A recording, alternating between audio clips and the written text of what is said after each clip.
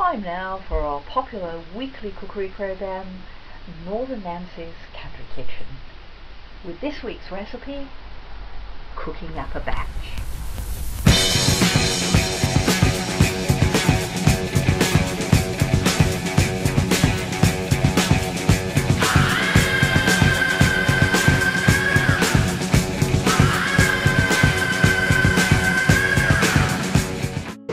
Now we're going to have a demonstration of Nancy making some scones. So what are you going to do first, Nancy? I'm going to weigh out 8 ounces in imperial measure, 8 ounces of flour, sulphurating flour. There we go. And then I'm going to add half a teaspoonful of baking powder. This is so that the scones will rise. So you're just using a normal size sieve and you're going to put it through into this bowl here, right? Into that I'm going to add 1.5 ounces of stock. This is vegetable base. There we go. Now into that goes some sugar, but I don't put it in until I've rubbed through the fat, otherwise it gets gritty. So here we are, sieving the flour into the bowl. Yeah. And do you sieve the flour to get the lumps out? Also add yes, to get the lumps out, and add a bit of air. And add some air, yes, okay. I'm going to rub that through. I'm used to doing this, so I can do it fairly quickly. I can see it's not a big amount, it still gets done. So you just do that until you think you've got rid of all the lumps. And you just do it with one hand? Well, if you want to put 2 hands in, fair enough, but as you can see, it doesn't take long. There we are. Because I put that in, this is easy to put in it, to blend this fat in with this. There we are. Here goes the sugar. There we are. So just to recap, it's 8 ounces of flour, half a teaspoon of baking powder to make the scones rise, and we also have 1.5 ounces of butter. 1.5 ounces of butter and 1 ounce. And 1 ounce of sugar. Yes. Now I'm going to put in the milk now. Now I can't tell you how much of this needs to go in because perhaps you need to measure it, or I'm measuring it in. Don't put too much in. I'm starting with 3 desserts. 3 dessert spoonsful of milk. I'm starting with that. But isn't it the same all the time, the amount of liquid that you'd put in the scones? Sometimes the flour isn't. You don't need as much. Let's start with 3. When you've done it a lot of times, you can feel when it's coming together. That's not quite there. I've put 6 dessert spoons in. 6 dessert spoons of milk, and you're putting some more in now. Putting 2 more in. I think this will be enough. Do you know how much that is in fluid ounces or litres? No, but I could measure it. And that's coming together nicely now. And when you say it's coming together nicely, how do you know what nicely means? I can feel. I've made it so often that I can feel it. It's sticking together, and when it starts to leave the sides of the bowl clean, you can see it's really delicate. Yeah. For our listeners, you may wonder what that rumbling noise in the background is. That's Candy the washer, which is a vital accompaniment to the housewife baking. Here we go. Can you see that? Yes, I'll just you need to knead this together. Zoom in on that, and you can just have a very close look at the consistency of that. So you're kneading it with your hands and you're pressing it down.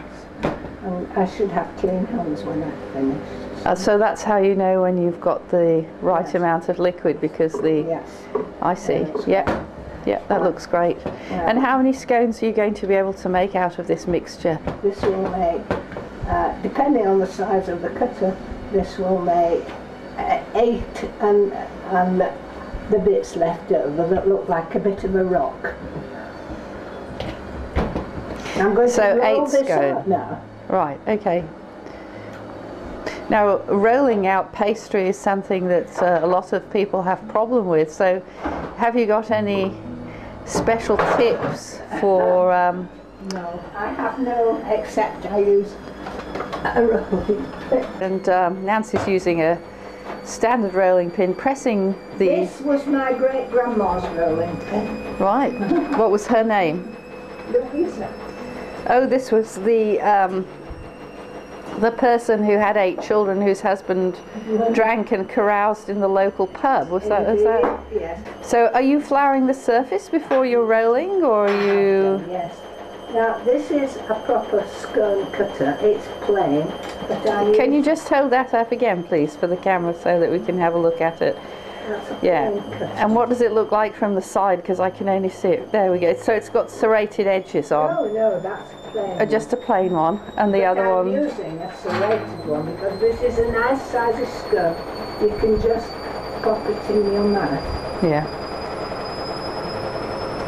And you just place the scones on the table when you've cut them out, is that right? I'm going to put them on a greased sheet. So how thick are these scones, would you say, from the height? I would say they're 2 centimetres high. About an inch or so high. Maybe just a little bit less than an inch. Yes. And you're going to say that makes 8. Now, why do you put them on a greased, you said on a baking tray, was that? Yes, so they don't stick. Gather it up. This is what I mean when I say it makes a rock. Well, I can get another one out of that.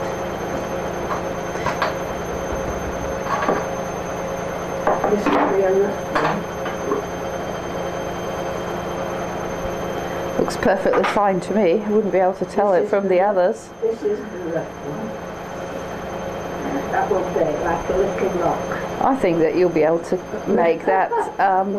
So why are you not rolling that last scone out? Worth it. Not worth it. Not worth it. No, the birds could have it if no one had. I'm greasing this with an old butter paper. And it's a standard metal baking tray. So you're putting them on the baking tray. Here we go. So we've got 8 scones and a rock. Now I'm going to put these in the fridge because they'll cook better once they've been cooled. So here we go in the fridge until it's time to bake them. And is there any advantage of putting them in the fridge? Yes, it'll make them rise. So because you're not going to be baking them just yet, so when you actually do come to cooking them, how much time are you going to put them in the oven for? In a hot oven.